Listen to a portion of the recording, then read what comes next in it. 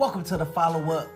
You know, we had a great conversation last night talking about toxic relationships. But before I go ahead and get into these questions for y'all to go ahead and answer them in the chat, make sure you go over to shop.farewellmng.com. It's our new store. It's opening in June 2025. Make sure you go ahead and sign up so you can be notified so you can get that first drop of that merch that we got putting out there. We got a limited edition Farewell Mr. Nice Guy t-shirt, and we got a whole bunch of other stuff over there that'll be sure to your liking. Now, let's go ahead and get into it.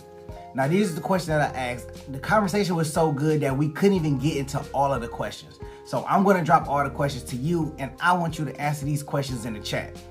So, how would you define a toxic attachment in your own words? What is love bombing, and how does it play into toxic attachment cycles? So, how can gaslighting distort a person's reality and keep them emotionally hooked? What do you consider traits of narcissistic behaviors?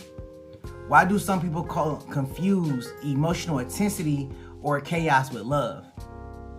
What are some common emotional wounds or unmet needs that make people vulnerable to these patterns? What role does self-worth play in attracting and maintaining healthy relationships?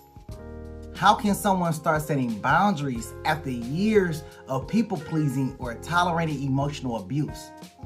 How do personal history, childhood trauma, or unmet emotional needs feed into these attachments? Those are the questions that we asked last night.